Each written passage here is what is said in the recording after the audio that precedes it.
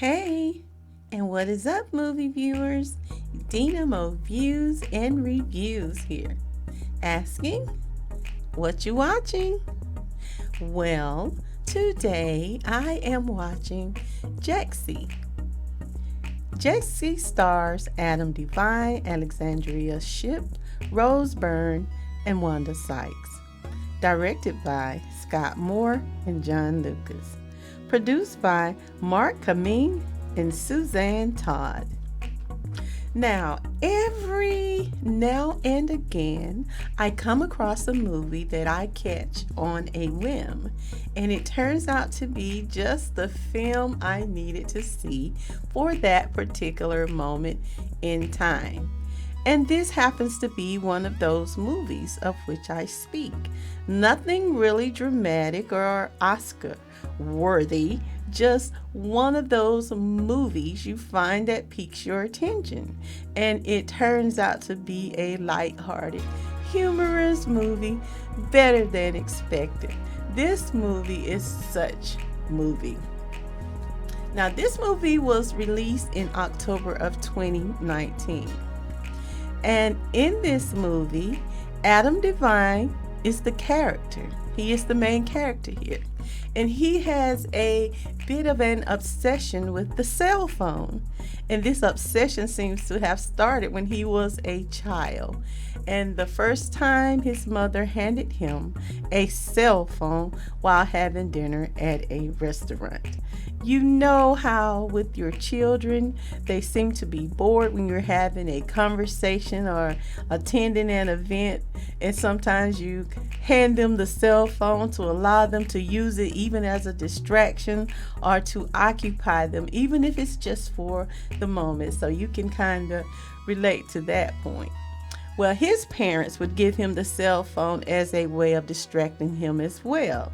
And they would do it during dinner dates they were having, when they are having arguments or disagreements. So it became more important to feel as a young child to toy with the phone rather than interact or play with other children. That he began, you could see an obsession.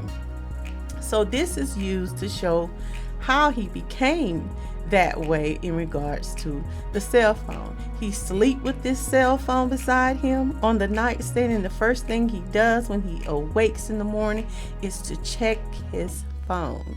When he goes to use the bathroom in the morning, he is still holding and watching his cell phone, even while brushing his teeth and taking a shower. Then he takes a trip to work, and he's still holding this phone and reading it. But he is not alone, because everyone around him is doing the exact same thing during his commute to work. On the train or on the bus, everybody around him are busy looking into their cell phones.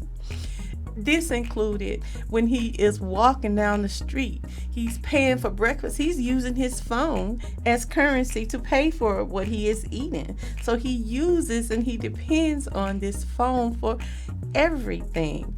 Even planning his day, ordering his meals, he is completely dependent on this cell phone and Siri. He simply gives Siri a command and she does it, which is a very common thing that we see today. Mostly everyone seems to be occupied with their cell phones. We're guilty of it.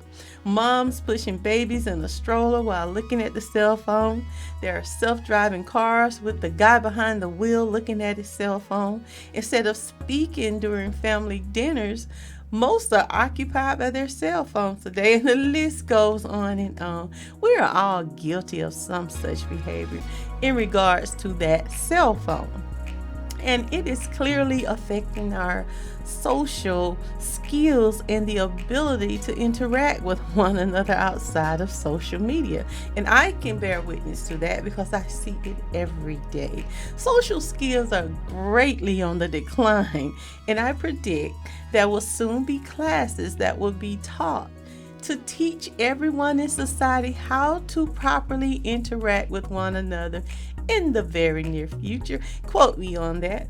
But I often hear this same comment from my husband, my family and friends. They're all recognizing this phenomenon that's going on within our world.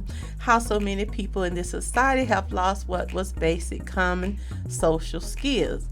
Even the simplest thing, like greeting someone, it is absent today, and it is especially evident when you go to places like drive-through restaurants. For instance, you order something, you get to the window, and the person simply just looks at you.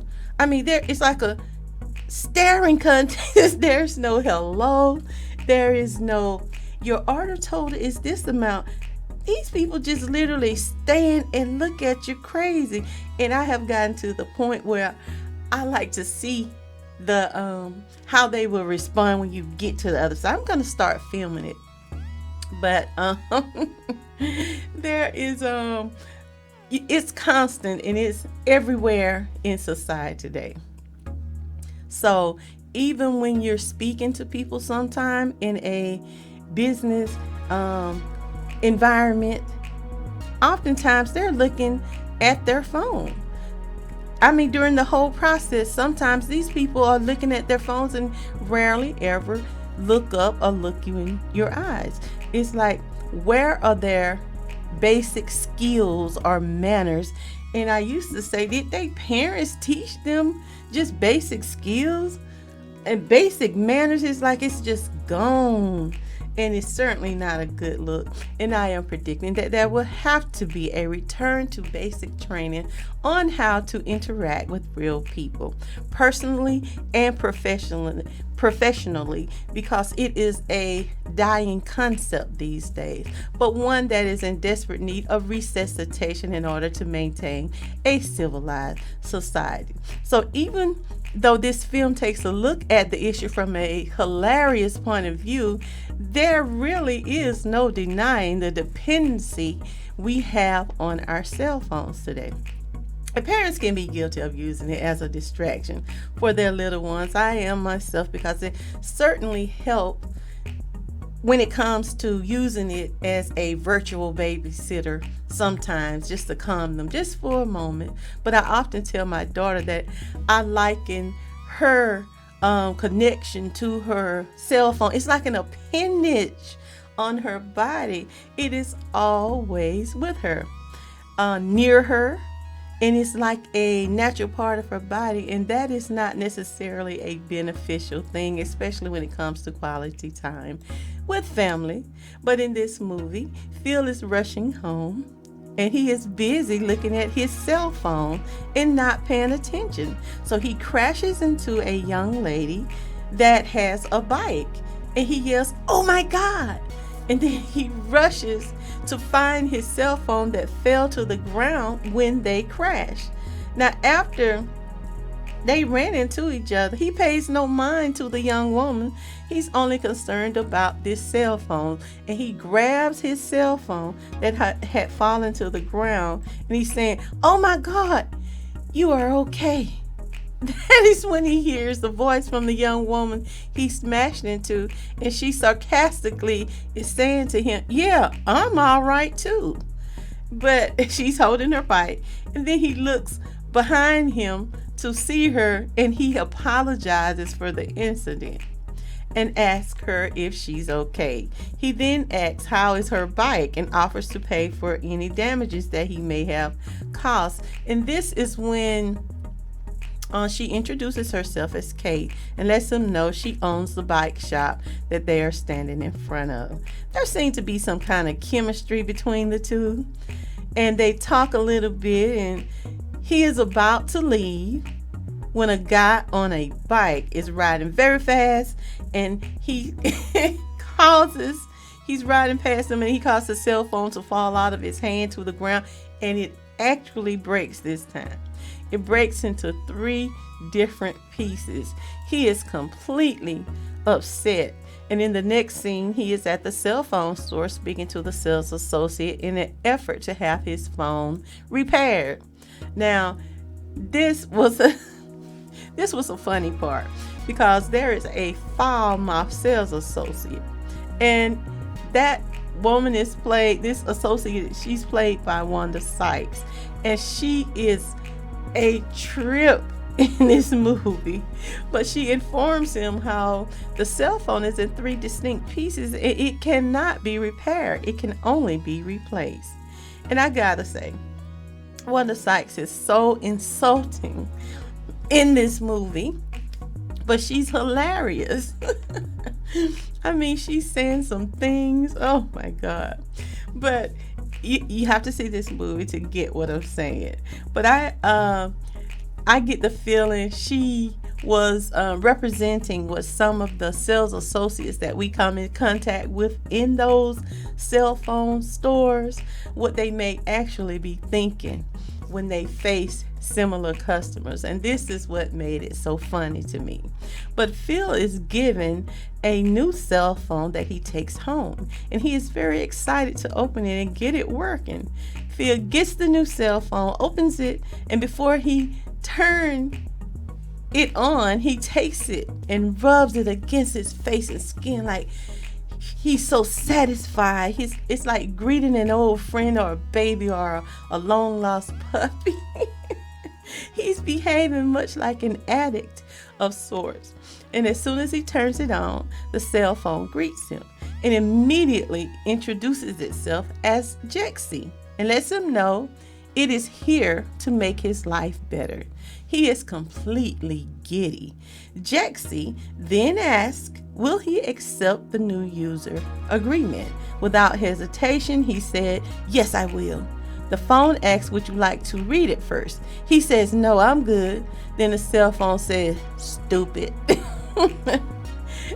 Jexi asks for his name and then replies that all of his information has been stored in the cloud and asks if he would like for her to transfer all of the data from the cloud to the phone.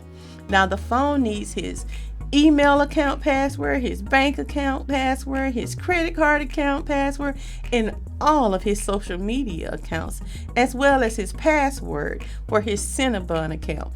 This phone is asking for his passwords for all of this, and he gladly gives it because it is all the same password.